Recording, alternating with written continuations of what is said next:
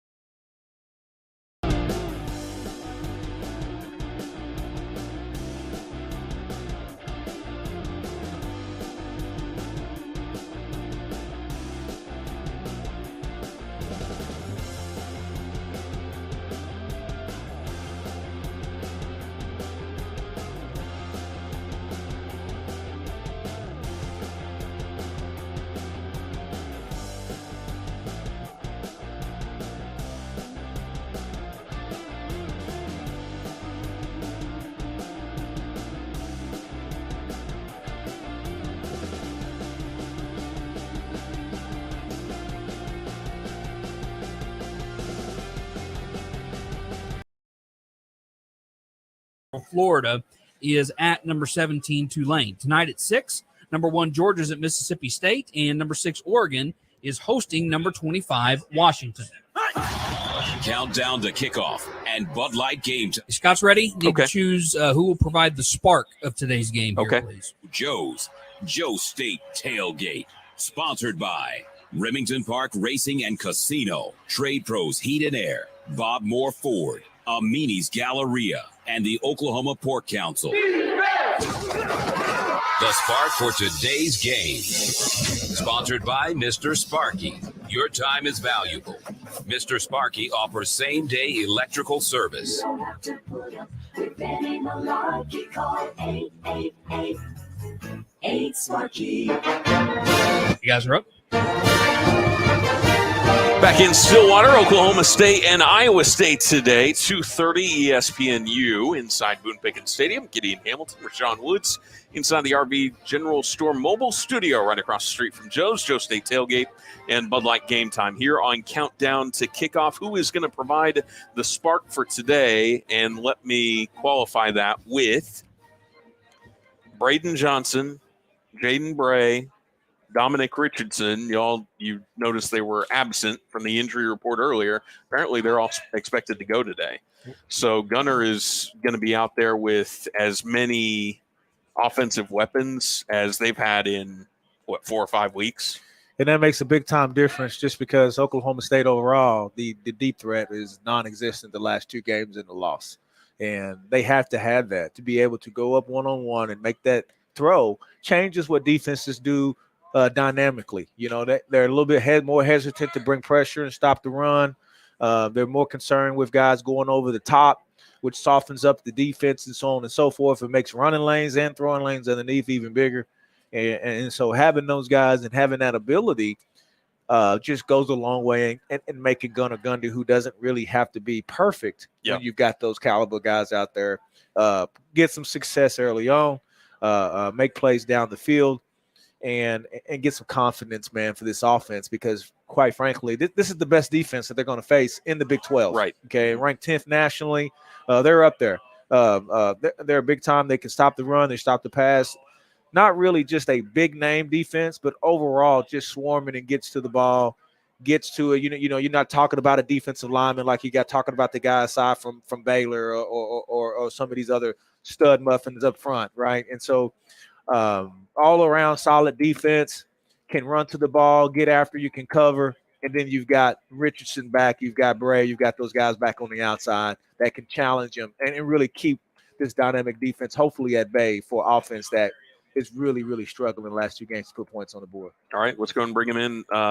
Does a great job covering Oklahoma State athletics for the Oklahomans. Scott Wright is with us. So, Scott, what do you understand about the quarterback situation today? Was it a quarterback competition, or was this based on Rangel and getting knocked around against Kansas? Because I saw some reports there that he really wasn't able to participate in practice much this week. What happened there? Not any report as to what the exact injury was, but he did suffer. He did suffer some sort of injury that limited him in practice all week. We had I started hearing some rumblings about this around the middle of the week, and you didn't see anything. You didn't see him limping off the field at Kansas or having to be helped off or any of that type of stuff. So didn't know how much stock to put in that, but clearly something that kept him out of practice most of the week, giving Gunner the chance to take the majority of the first team reps. And last week Mike Gundy said that as they graded everything of these 2 quarterbacks to decide who was going to start at Kansas, it was a razor thin competition in terms of Rangel pulling out the opportunity to start there. So you've got to feel that they're still confident in what Gunner can do. Obviously, he's been the first guy in a lot of situations this season when they've gone to a backup quarterback. So you feel like this is a pretty tight race for the number 2 job, and they feel confident in what Gunner can do. And Rashaun brought up a good point. The deep ball is something that they need, and it's also one of the strengths of Gunner Gundy's game. Well, and when's the last time that Jaden Bray and Braden Johnson played together for more than just a handful of snaps. I mean, it really has been most of the season that they haven't had that complement of players who really do stretch the field. Stephon Johnson's been okay on a few intermediate routes, but the last 2 weeks, that's something that they have sorely been missing, Scott. So this is kind of an opportune time for Gundy to take the reins of this offense today. Yeah, it absolutely is. You mentioned it. This is as healthy as they've been at the offensive skill positions, not including quarterback, in quite a while. Braden Johnson with his speed to get deep, and Bray with both his speed and his length to go up and get a jump ball. Those two guys can be very valuable down the field. Bryson Green has really established himself as a good weapon to have on kind of the offside throws there, but you get one of those two guys or both of them on the field in Bray and Johnson, and you've got some significant weapons to try to throw the ball down the field, make some plays. If you get some one-on-ones, now the key to that is they're going to have to run the ball some and prove that they can do it, and not let Iowa State drop 8 all the time, and really clog the downfield area with safeties. Dominic Richardson, good to go for Oklahoma State today. But it's one thing for us to talk about moving the football, because that's been a disappointing aspect of Oklahoma State football the last 2 weeks. But I'm looking out there, Scott, and if they can't make a tackle, it's not going to matter anyway. What are you seeing from Oklahoma State's defense, and what are some of those guys telling you that they're focusing on this week to try to improve? It's the thing is they're getting in position to make plays, and they're just failing to make them. That's the concerning thing. But at least they're getting themselves in the right position. But yeah, you're right. Missed tackles have skyrocketed over the second half of the season. I went back and looked at the stats on Pro Football Focus. They averaged 9 missed tackles a game through the first 4 games of the season. Mm-hmm. Almost all of those they were in single digits, and they've almost doubled that number. They're up over 17 missed tackles a game the last 5. So they've had a couple of games when they've had over 20 missed tackles throughout the course of the game. So they've really got to get that reined in, and obviously they've got guys that are playing different positions in terms of a guy like Jabbar Muhammad, who's been a corner his whole life and is now being asked to play safety and come up in run support. And Jason Taylor is playing through pain, and that might be contributing to some of the tackles he's missed lately. But guys like Mason Cobb and Xavier Benson, they need to be getting to spots and making those stops. And obviously the defensive line will be without a couple of guys, Tyler Lacey and Trace Ford, out today after the injuries they suffered last week. So they'll need guys like Colin Oliver to step up. He only played 21 snaps a week ago and needs to be on the field more and needs to be more of an impact guy this week. Scott Wright from the Oklahoman is with us. Scott, tell our listeners about Xavier Hutchinson, who feels like he's kind of stuck on this team that can't really do a lot with him. They still get him the ball quite a bit, but he's obviously going to be a big factor if Iowa State wants to win this game today and move the football. Yeah, he absolutely will. Obviously, with as I said, with Thomas Harper being out, Muhammad moves into that safety role, and that takes really your best cover corner out of the cover position. So you maybe don't get him lined up on Hutchinson quite as often as you normally would, but Oklahoma State is confident in Corey Black and Cam Smith at this point. So you're going to be asking a lot of those guys, but Hutchinson is a really dangerous guy, 6'3", long body, great speed, can go in and get the ball, really good catch radius. So he can do a lot of things, and Oklahoma State saw that last year. He had 12 catches for 130 something, I think, last year up in Ames, and had a really big play that set up a touchdown. And he is a really talented guy. And you look at some of the guys they faced this year that have had big games against Oklahoma State. Somebody like Quentin Johnson at TCU. This is a different type of player, but in terms of big playability, similar type of guy, and so they're going to have to keep him reined in to keep this Iowa State offense under control. Because if you can stop him, they're not a great running team, and you try to get to the quarterback and make some things happen. Defensively, though, you mentioned with that unique approach with 3-down linemen. They have been giving teams fits this year. So this is kind of an interesting game, Scott, to predict because of the way that Oklahoma State is playing coming in and the way that Iowa State's offense has looked all year, although found a little bit of something against West Virginia a week ago. What was your pick in the Oklahoman this week? I went, it was hard to figure this one out. Like you said, Iowa State's a really unique team. They're obviously very good on defense. Offense still looking for some stuff, and we know all about what Oklahoma State's going through right now. So I feel like this is going to be a low-scoring game. I think OSU's defense can find a way to keep the offense in this thing. I actually picked Oklahoma State 17-13 this week. Oh, wow. Okay. We'll see if that unfolds. Scott, appreciate the time as always. Enjoy the game today. Absolutely. See you, fellas. All right, Scott right there from the Oklahoman. Coming up next, Kelly Hines from the Tulsa World will join us to offer her insights into what's important for this one today. Defensively against an elite receiver, especially when trying to put this diplomatically, but he is the weapon on this team. Yeah, that's it. And there are teams like that where you have this go-to guy, and really outside of that, running the football, getting other receivers involved. Just over the sample size that we've seen this year, offensively, they haven't been able to do it. So as an opposing defense, how do you lock into that one guy? What kind of coverage do you play where you don't? You still want to account for them, but you don't want to compromise the rest of your defense too much. What do you do? Yeah, Iowa State's not running the ball very well. And so that's a positive for Oklahoma State because they're giving up 170-something yards, 74 yards a game, which is, just horrible. And so Iowa State, though, they're really having struggles, averaging about 102 yards a game or somewhere in there. And that's bad for this league and for as many points as people are putting up, which is the biggest reason why Hutchins hasn't had a even bigger season. Right. Mm-hmm. Because if you can't run the football and you've got a guy out there that can really go and make plays, he still can make plays in the intermediate and short passing game, but it really, really makes it tough for him to be the one-on-one situations down the field. Right. You can't get him open down the field. But if Oklahoma State are able or allowed to cover him and stay over the top of him, expect him to get his catches and do some good things. But it's the running game for Iowa State that needs to work in order for Hutchins to really, really be a threat. Yeah. And so it all fits.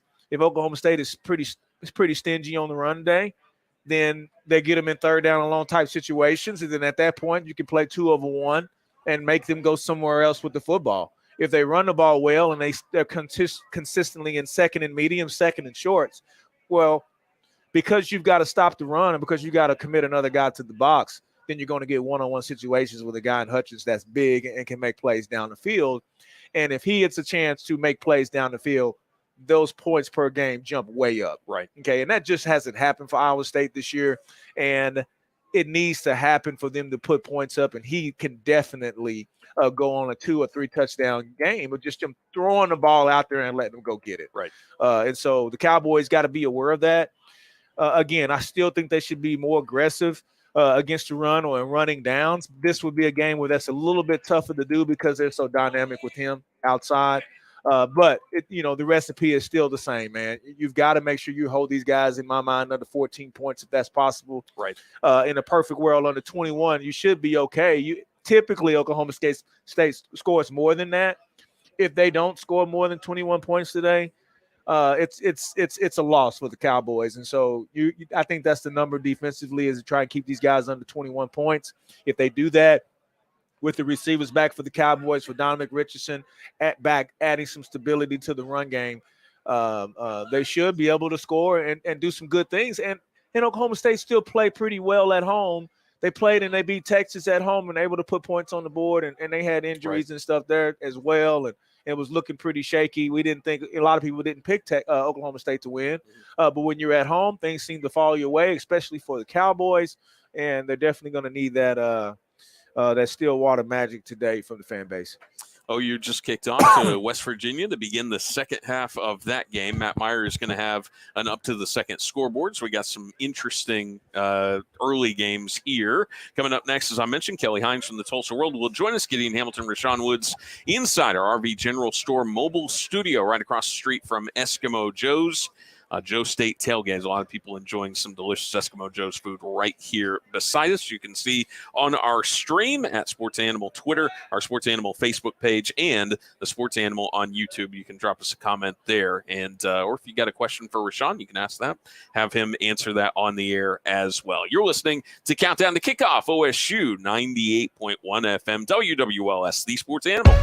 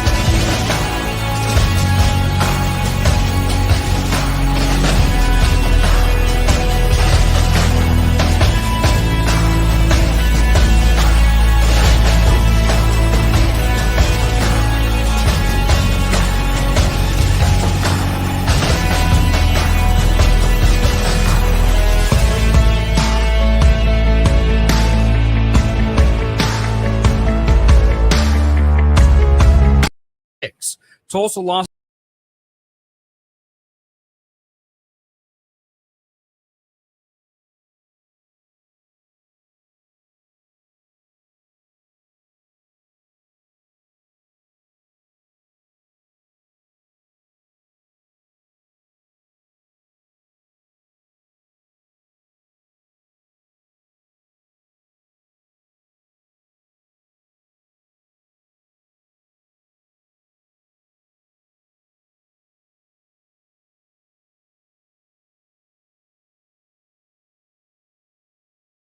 leads Navy 35-13. Beginning of the third quarter, 14 apiece between number 21 Illinois and Purdue. Late third quarter, Vanderbilt leads number 24 Kentucky 14-6. Everything else is later. 2:30 games. Number 3 Michigan hosting Nebraska. Number 9 Alabama is at number 11 Ole Miss. Number 10 Clemson hosting Louisville. Number 14 Penn State is home for Maryland. Elsewhere in the top 25 at 2:30, number 16 NC State hosting Boston College, and number 22 Central Florida is at number 17 Tulane. 6 o'clock tonight, number 1 Georgia visits Mississippi State. WWLS-FM, The Village. Hey, Kelly's ready? Your home of the Oklahoma City Thunder. A Cumulus media station.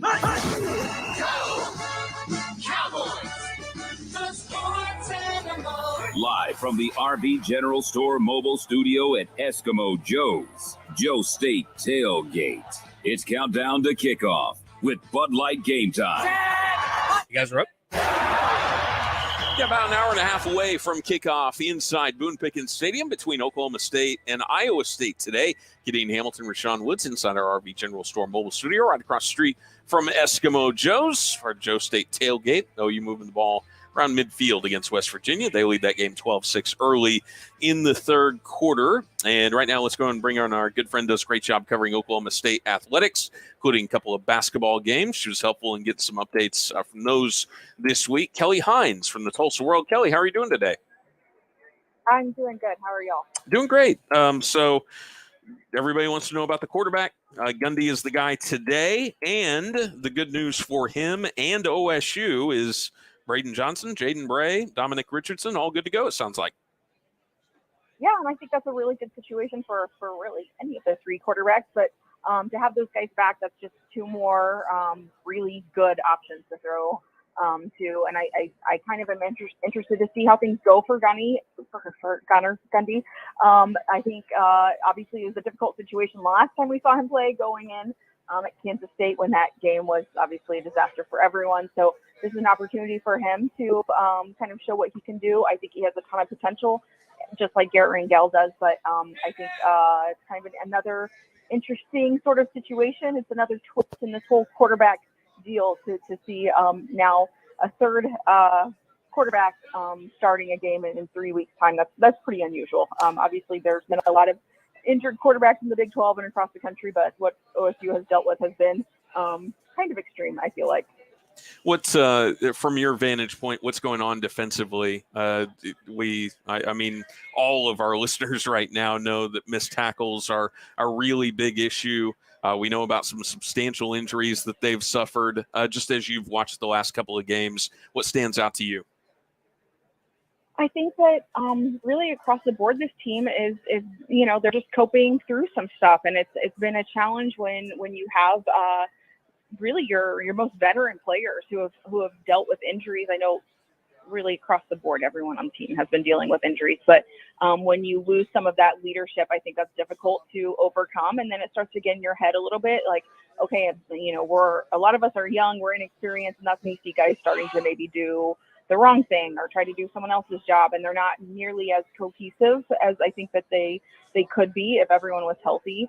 And I think missed tackles, that's just a sign of other things going on. I don't think that this defense is as bad as it appears. I think maybe we're spoiled with what the defense looked like last season, and I think the expectations were maybe a little too high for this group considering everything they lost. And they played well at times, but been super inconsistent. But especially now when you have guys like Trace Ford and Tyler Lacey not out there, you're already without Brendan Evers. Those are really key players who bring so much to the table. And I think it's just difficult to overcome being without as many guys as they're without at this point. That was so tough to see Trace go down in last week's game. Everything that he's worked through to get back to playing at a high quality level. Is that as bad as it looked? Have you been able to get any word on what that injury was, Kelly? I have not heard anything official, but it definitely has not sounded like a great situation. But typically when there's a season-ending injury, like players kind of sort of announce that, or the university does, the media relations department. So we haven't heard anything official, but I personally would be surprised to see him back this season from that. And I just hate that. I hate that for anyone, but Trace is everything he's overcome, and he's had such a good attitude about it. And he went through so much adversity during that time when he was injured. I wouldn't wish that on anyone, but I especially would not wish that for him. Speaking of coming back from injury, I know you did a feature on Colin Clay this week. Tell us what you learned from speaking to Colin. And, of course, there's another member of the family that has made a big impact on Cowboy football the last couple of years. Yeah, what an incredible family. Like, I think it's so funny that Colin Clay is like, now he's a starting defensive lineman, and he's still like less well known as his 5-year-old brother. I think that's just funny. Born the Cowboy, like everyone in the OSU community obviously knows about him and his big personality, but their dad has a big personality too, and I really enjoyed talking to him. Their story is interesting. The dad, Rob Clay, didn't meet Colin until Colin was 13 years old, and they didn't have that relationship before then, like in person. And then Colin moved to Oklahoma City as a teenager, and they really just were able to develop that relationship that's really blossomed since then. And just kind of getting a glimpse at their family and the personalities involved. That's what I love about covering college football is getting to know the players as much as you can, but also getting to know their families and being able to share a little bit about their story. And Colin's journey has not been easy. He's overcome 2 torn ACLs, and he transferred from Arkansas, and I think being closer to home, closer to Oklahoma City, has been a really good thing for him and his family. So definitely enjoyed getting to know them a little bit. Kelly, appreciate the time as always. Enjoy the game today. All right, thank you. I'll see you. All right, Kelly Hines there. That was tough. Watched Trace go down a week ago, and you have some guys that suffer through injuries, no fault of their own. Some guys whose bodies just won't hold up to the strain of what you have to do to be an elite athlete, and that was just too bad. That's right. I can, for one, know how frustrating it is about injury. I remember making it to the NFL and really just knowing that if I could stay healthy, I was going to have a promising career. Yep. And unfortunately, the injury bug got me. I know exactly how that feels, the depression, the people that don't necessarily have great things to say about you, and so on and so forth. The list goes on, but flat out, it's one of the toughest things that an athlete has to deal with is any time that he has injury or has any kind of setback. The mental fortitude that he has to keep coming back and to stay with it, which I'm hoping that Trace Ford has. And he's still young, and he can come back, and he has to know that. And so I think the most important thing that he has to understand or really has to have is people around him, a great support system, which, I don't know his mom or his family very well, but I know of them, and they're all going to do that, and he needs that more than ever to continue to be there for him, and because, it's not over for him. Right. And so he has to stay with it.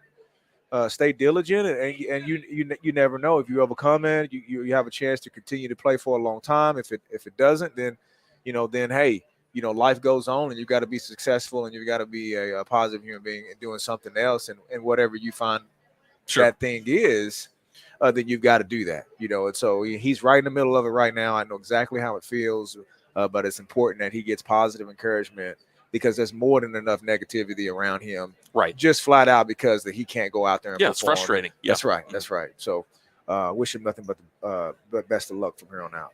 So Oklahoma turnover on downs, about the West Virginia 40 or so on their first drive of the second half. West Virginia has the ball back, 3rd and 5 upcoming. They've been really, really poor on third down so far this game, 12-6. OU leading West Virginia, about 8 minutes left to go in the third quarter. West Virginia with the ball around midfield. And there's one other game I wanted to get your take on. Oklahoma State has played both of these teams when they were a little bit healthier than they are now. TCU taking on Texas. TCU in the top 4 of the college football playoff rankings. They have had some advantages by either knocking out or playing teams with their starting quarterback out. They've also had several second half comebacks so far this year. Texas had played a little bit better a week ago, might be playing some of their best football of the season headed into this game as they were able to hang on against Kansas State. They've been a team that has struggled in the second halves of games this year. So I'm interested to get your take on TCU going into Austin tonight in a really important game for both of those teams. Seeing both teams, I think Texas is by far and away one of the more talented teams in the Big 12. Their issue is it's the execution part of it for whatever reason, and obviously, Evers was out there for a while and stuff, right, and he's coming back, but he's big time in his own right. Didn't have a very good game here. And then overall, the guys that he's throwing to, the running back they have in the backfield is a big time guy. They got all the pieces for them to be successful, but for whatever reason, they haven't been able to put it together. To me, off the hoof, just looking at the guys and up close, Texas is still as phenomenal looking as Texas usually is. Sure. But they're not getting the job done. TCU, on the other hand, very good team, very veteran team. They've got some good players. Don't look like Texas, right? But they're doing the things and making the plays that they need to make, and they've had a little fortune on their side as well. To me, they're not a top 5 team in my mind when I watch them play. They're getting out on these games, and they're executing at a high level. And so they're not as talented, but their execution is at a higher level, and they're making plays when they need to make them. Mm-hmm. And so just 2 different teams, and they're in 2 different places. To me, the coaching staff has really got those guys playing well, doing the things that they need to do. But the bottom line for me is that they're not good enough to be or compete against those caliber teams that do have the talent and will compete and will execute at a high level. And so they're getting a lot of these teams at the right time. Mm-hmm. They don't appear to be their record is phenomenal. The coaches, my hats off to the coaching staff and getting those guys to play well and execute at a high level. But can they really hold up against the top dogs? I think that's a definitive no from me. But they are doing it. Okay. Yep. And so it's still, it's still a big time deal. They've got to continue to do that. If they continue to do that, they will get their shot. Obviously a Big 12 championship is in their future and so on and so forth. But they're really, really overachievers right now. And that's a great thing to be called that. And, they may be upset about me and maybe necessarily talking about they're not the caliber of team, but that's just the facts. Right. They're winning with less right now, and they're making the plays because those guys are prepared at a high level and they believe that they can win. And so a backhanded compliment from me with TCU, and then, a kind of a backhanded slap to Texas, because, hey, they should not be in the position. They're underachieving. Yeah. That's exactly right. But this could be a game that if TCU goes down into Texas and those guys figure it out this week and they're blowing by them and they get after them, they beat them by 2 touchdowns. That's not out of the realm of what could really happen because Texas got some go-daddies, man. There's no question about it. How they can't get these guys the ball consistently, so on and so forth. That's a coach's problem as far as trying to figure that deal out and getting those guys to play. But it ain't because they don't have the guys. That's a fact. West Virginia driving after a personal foul penalty on a long second down conversion. 1st and 10 at OU's 25-yard line as they've taken JT Daniels out of the game, have gone with Graham Green, who's more of a dual threat type of quarterback, and they've been moving the ball a little bit better. So ball in the red zone now for West Virginia, down 12-6 to OU with 6 minutes left to go in the 3rd quarter. Coming up next, our good friend Marshall Scott does a great job covering the Cowboys for Pistols Firing Blog. Will be along to offer his insights on today's game. We're just a little under an hour and a half away from kickoff between OSU and Iowa State. If you're scrolling through channels, this is the first time in a long time that I can remember OSU being on ESPNU. So that's the station that you want to look for today. Some great food that Eskimo Joe's is serving up right next to the RV General Store mobile studio, part of Joe State Tailgate. Bud Light Game Time as we continue to get you set for the Cowboys and the Cyclones today. 98.1 FM, WWLS, Sports Animal.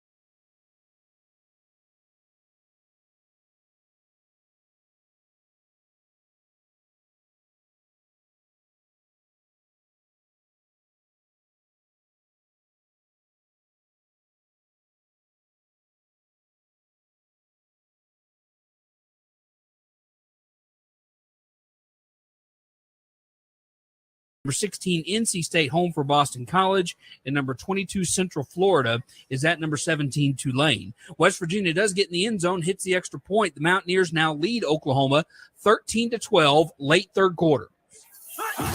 Countdown to kickoff and Bud Light Game Time from inside the RV General Store mobile studio. Okay, Marshall's ready. Need to choose the weapons of today's game here, please. Sponsored by Clearsight LASIK, the law office of Warden and Carbinger, Marco's Pizza, Michener Fair and Jewelers, Mr. Electric, and Oklahoma Farm Bureau Insurance. It's time for Weapons of the Game. Sponsored by Travis Watkins, tax resolution and accounting firm. IRS problems? No problem. Call 405-451-3399. You're up. About an hour away from kickoff inside Boone Pickens Stadium, Oklahoma State and Iowa State. This is Countdown to Kickoff on 98.1 FM, WWLS, the Sports Animal, coming to you from inside our RV General Store mobile studio. Gideon Hamilton, the two-time All-American at OSU, Rashaun Woods. You can check us out on our Twitter feed, that is at Sports Animal, our Sports Animal Facebook page, or the Sports Animal on YouTube. And before we visit with Marshall Scott, Rashaun, the weapons of the game today. For OSU, who do you think that the Cowboys can utilize, especially since we know who's going to be out there for the Cowboys today? Well, having Jaden Bray, I've been so high on him and really had to wait a long time, just about 3/4 of the season to finally see this guy go out and play. They want to get him the football. The one game that he did play, he was targeted 9 times and I think caught 2 passes or something like that. And you could tell that he was still a little bothered. Still wasn't 100%, and then sure enough, he ends up being out for the next 2 or 3. And so for me, I think he has to be a weapon. He has the ability to be that guy. And if Oklahoma State ever needed somebody to step up right now with a new quarterback, Diamond Richardson has been down, but he hasn't necessarily been a tremendous factor. If he can average 4 or 5 yards a carry, that would be a big-time deal there. But really, the down-the-field threat for the Cowboys, which they haven't had in the last 2 losses, needs to return. That needs to be the spark to get a W today. All right, let's go ahead and bring him in. Marshall Scott and his crew do a great job on Pistols Firing Blog, fantastic daily resource of all OSU sports news. He's also done a really nice job covering Oklahoma State basketball so far this season. I'm not going to ask you if we're going to be alive the next time the Cowboys are going to have a team that's a decent three-point shooting team, though. I think that's unanswerable. But, Marshall, if there's going to be a day that you want to play quarterback for OSU, it's today when these guys are back. Yeah, absolutely. I think kind of going off of Rashawn's point there, Jaden Bray being back is a big deal. It's kind of a weird timing deal. Sorry, there's a bunch of people walking by me. But it's kind of a weird timing deal in that if they would have waited one more week, they could have redshirted him. With who Jaden Bray is, that might not matter anyways. He could be a guy that goes to the pros, just given his frame and athletic ability. So maybe that ends up not being a totally big deal, but I thought that they would have waited an extra week, then they could have played him the remaining games of the bowl game and still been able to redshirt him. But yeah, getting him back, that's a big deal. Obviously, Dominic Richardson, he showed some spark a little bit early in Lawrence last week, but obviously the run game struggles continued. And then getting Braden Johnson back, a speed guy. The weapon of the game should just be somebody. They just need somebody to kind of step up and right this ship because these last few weeks it's been going in the wrong direction. So for a lot of people that don't follow Oklahoma State football on a daily basis, don't follow recruiting as closely as others, which I think is probably most Oklahoma State fans who are on the way to the game today are going to be in attendance at Boone Pickens Stadium or checking it out on TV. They know, obviously, that Gunner is Mike's son. They know he put up big numbers at Stillwater High School. But tell us what kind of quarterback he is. What are some of his strengths that we found out from watching him play in high school, the kind of kid he was there, and what the brief sample size that we've gotten at Oklahoma State, Marshall? Yeah, he reminds me kind of a poor man's like Sam Ehlinger type in that he's going to grind it out. He's at Stillwater, did a good job of, they didn't go deep a whole lot. It's a lot of sideways, similar to what Oklahoma State runs. He can also run pretty well. I'm not sure if that was Mike's forte or not. Wasn't really around back then, but I don't think you'd think that, kind of just looking at Mike, that his son would be a running quarterback. Obviously not going to get the same pop that Spencer does on his feet, but he's going to be a serviceable guy on the ground. We've seen that at times this year. He had a long run at K-State. And yeah, he's kind of I hate the term system quarterback because I don't really know what that is, but that kind of feels like the right term to put Gunner in. You could say he didn't have a ton of offers coming out of Water High School, but I think a lot of those programs knew that, if he was going to, play Division I football, it was going to be for his dad at Oklahoma State. So I don't know. I think that's probably more so why at least a bunch of, Group of 5 schools didn't come calling after him. But, Gundy saying that he graded him and Garrett Rangel out last week, that they graded ever so slightly close to each other. Garrett just had the slight edge. Yeah. I think that would be, true. So yeah, I don't think it's going to be a big drop off, whether it was going to be Garrett Rangel or whether it's going to be Gunnar Gundy today. But I don't think there was a competition this week, was there? I mean, was Rangel banged up against Kansas, or was there something else? Did he even have a chance to play today? And of course, go ahead. Yeah, I don't think so. I don't think there was a chance that Rangel was going to play. On Dave Hunziker, he reported that he got banged up a little bit at that Kansas game. I did see him take a couple of hits, but nothing was noticeably wrong with him. I also heard that he might have been ill a little bit this week. Okay. So I don't know. I've heard at different points this week that all three of the quarterbacks were going to start this game. So I kind of just came in today going, I guess I'll find out whenever they take the field. But I'd heard Garrett has both been a little banged up from the Kansas game and maybe under the weather. So Spencer Sanders was officially doubtful for this game. Did they have a vested interest in making teams think that he could potentially play? Because one of our reporters earlier told us that, hey, if somebody's going to be out for the year, they'll usually just come out and say that they're not going to play. Is this something that they could use as a smokescreen the last couple of weeks, or is it legitimately, hey, he's trying to get back out on the field and play? Yeah, I asked Gundy Monday. He obviously doesn't like to talk about injuries, but I asked him, do you think that he will be back at some point this year? Like, not this week. And he said, I'm not going to talk about it. He just, gave me the line that he's not going to talk about injuries. But I do think that he's going to be back at some point. I'd heard, like I said earlier this week, I heard that he might go this week. But I guess that's since been delayed. But just kind of, reasons. He leaves a little bit, him doing the signing deal at Joe's this week. Him still being suited up somewhat regularly. I'm sure that's partly a smokescreen. And then partly, like, if Gunnar goes down today, then the only other kid you have on the roster at quarterback is a from Hooker. So I would think that he's kind of a break glass in case of emergency today. Also a smokescreen. But I do also think that he will be back at some point, maybe next week in Bedlam. Last question for you. When OU played Iowa State, it was kind of like a get-well game for that defense because there are times where you can't help but to stop Iowa State. What about OSU today? Yeah, I think that would be the ideal scenario, or it could just maybe crush confidence a little more if Iowa State goes off on you. The Cyclones got some stuff together. They scored 21 points in the fourth quarter against West Virginia last week. So I think if you're Oklahoma State, you're hoping maybe that was like a little bit of a fluke in that they didn't, roll a whole lot of confidence in from that performance into Boone Pickens Stadium today. So I think in a perfect world, yes, the get-right game is correct, but with how things have been going for Oklahoma State, it could go in the entirely opposite direction. Marshall, appreciate the time as always. Enjoy the game today. Yeah, thank you, guys. All right, check out Marshall and all his team's material, pistolsfiringblog.com. What do you think about Spencer? Think we're going to see him again? Yes, let's hope so. I mean, he's done a great job. He's played many games for Cowboys, and I would assume that, he still wants to play. I know he's at the end of his career here, and you would think that, maybe he's thinking about moving on and so on and so forth. But I don't know if he's necessarily that caliber of a guy to say, hey, I'm thinking I'm going to save myself for the draft and so on and so forth. I don't know how high he is in that aspect of thinking in those terms. He feels like, from hearing him talk and just seeing his demeanor out there, that he really enjoys being out there with his teammates. And that he wants to play as many downs as a Cowboy as he possibly can. He loves the town around here. Quite the fisherman, I've heard. And it's all the way around a great guy. So, typically those guys just love to play. And, yeah, you may think about his future and so on and so forth. But, he doesn't come off as a guy that's willing to do that. He really enjoys this experience. And I would expect to see him by all accounts, and I'm, obviously I could be wrong, don't know the guy that well, but anytime that I've heard him speak or had a chance to talk with him, man, he's been pretty down to earth guy.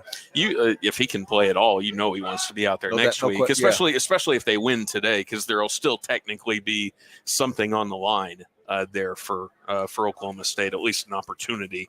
But yeah, he definitely is enough of a competitor. He wants to be out there in Bedlam next week in Norman. All right, people having a great time in here in Stillwater, as you can see on our cameras today, Sports Animal Twitter, Facebook, and YouTube page.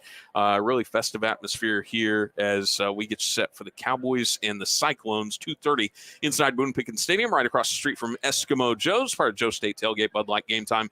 Inside our RV General Store mobile studio, Gideon Hamilton, the two-time All-American at OSU. Rashaun Woods will offer his thoughts and keys to this game as we visit with Rashaun one final time. You don't want to go anywhere, because coming up here in just a little bit, we're going to hear from the head coach, the Cowboys, Mike Gundy. This is Countdown to Kickoff, 98.1 FM, WWLS, the Sports Animal.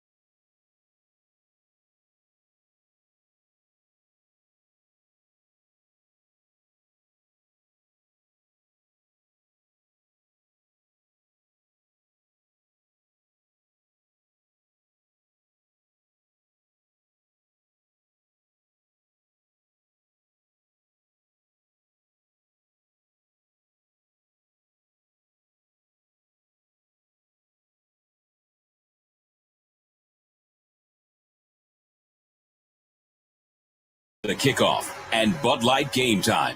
Hey, who will air it out here, please? Mobile studio at Eskimo Joe's. Joe State Tailgate. Sponsored by Lucky Star Casino, Rob's Ranch, Addiction Treatment for Men, Triple Play, Home Services, Midwest Engineering and Testing Corporation, McBride Orthopedic Hospital Clinic, The Metal Store, and ZT Cigars. Who will air it out in today's game? Sponsored by Air Comfort Solutions. Make the winning call. Call 405-721-3740. You're up. Back in Stillwater, getting you set for the Cowboys Cyclones today. 2:30 inside Boone Pickens Stadium. Gideon Hamilton, Rashaun Woods, right across the street from Eskimo Joe's in Stillwater. It's Joe State Tailgate. Bud Light Game Time. Who's going to air it out today? So I wanted to ask you a question about Gunnar Gundy. At this point in the season, has he done enough work to where the coaching staff kind of knows what he's capable of? Has he developed a relationship enough with the receivers on the team where they know how that dynamic works? Or was it really, really drilled in this week when he got much more time with those guys? So what I'm asking is, for any backup quarterback, does the coaching staff pretty much know what their limitations and capabilities are coming into week 7 or 8 when they're thrust into action? Or did they learn a lot more actually when they get more reps with the ones? They learn a lot more. It's tough for second team guys because if you got a third team guy, a lot of times those guys are working on the other side of the field with the defense. They're giving those guys a look, and the second team guy doesn't get many reps. And a lot of times he's sitting back and watching, and so he doesn't get those throws with those guys, except maybe an individual. You get a couple in Indy, but just look at the history, right? There's been guys that have been second team guys here that ended up, when they got their opportunity, turn into big time guys. So to say that coaches have dropped the ball here as far as knowing what a guy can do is an understatement of the last. Sure. Entire Coach Gundy's entire tenure, right? And so you don't really know what you got until those guys get out on the field. You can't touch them.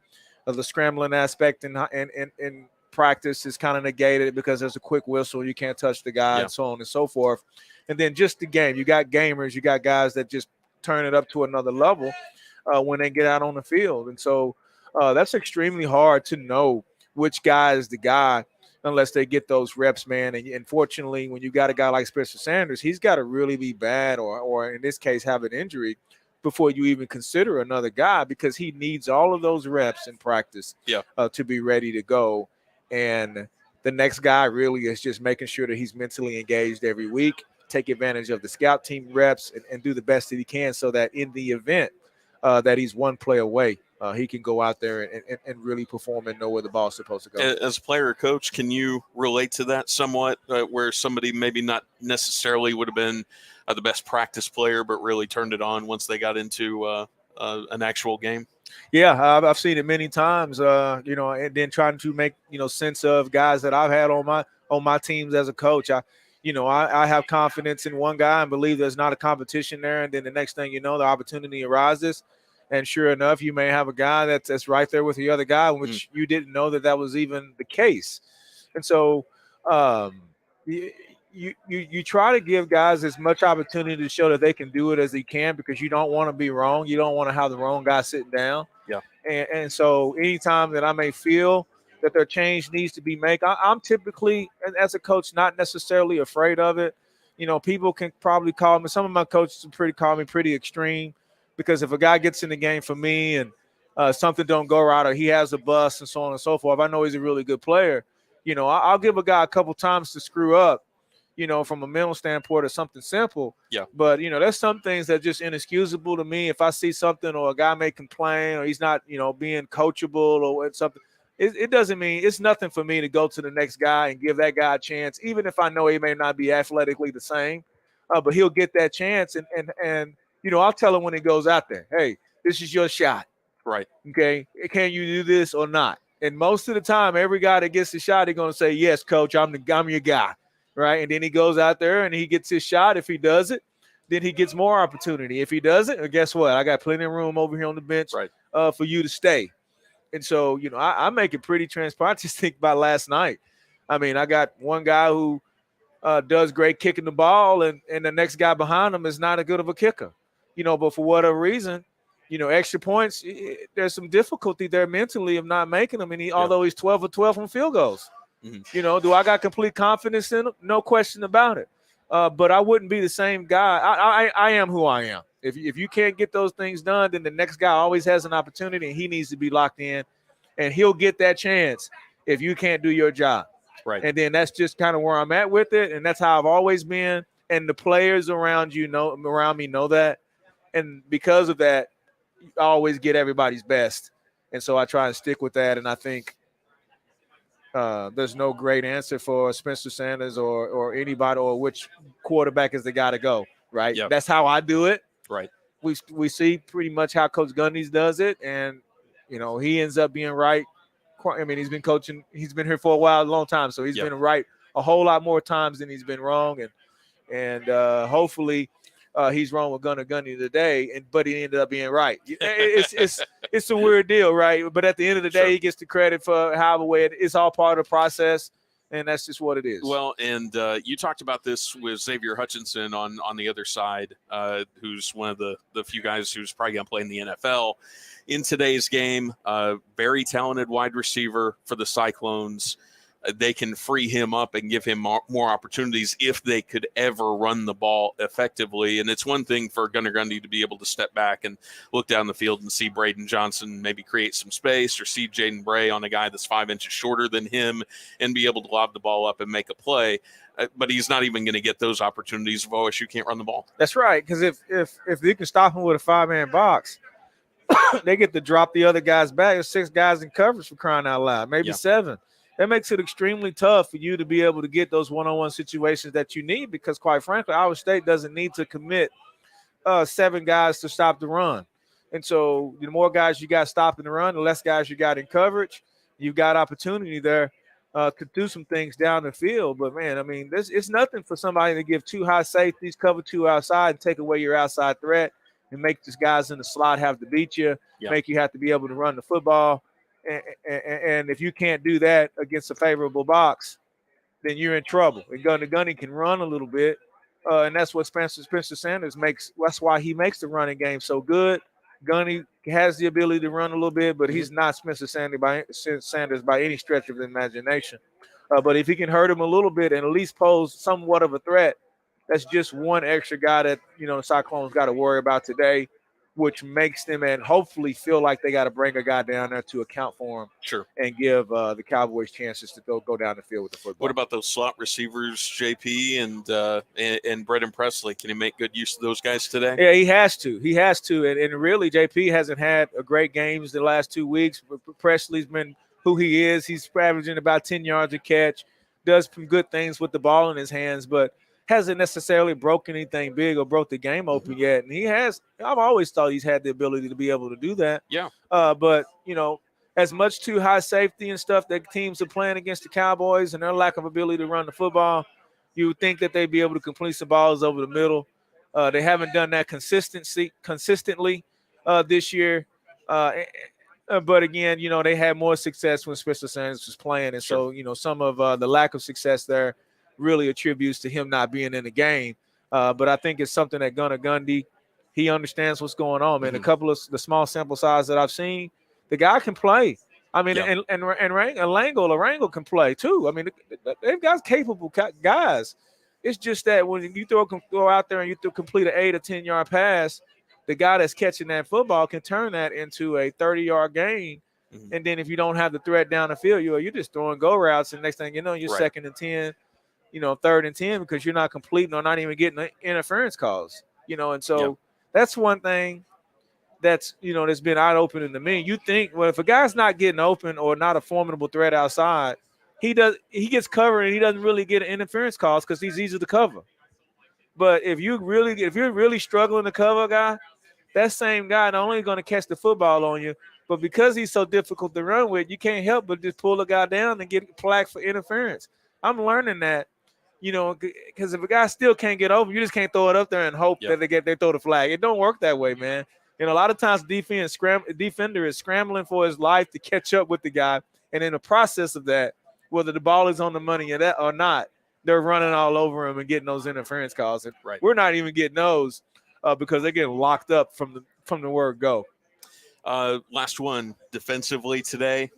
We talked about this a little bit earlier for those people that are just rolling into town right now.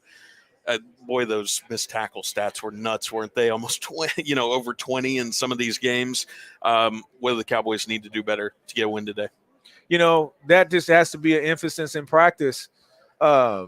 Bringing pressure and being aggressive, it has to be an emphasis in practice. And you would like to think that those things are, but that's a fundamental part of the game and guys getting guys down. I mean, that has to happen at a higher level in order for this team to have success. And this defense, quite frankly, is just not getting the job done. I mean, there's no other way to say it.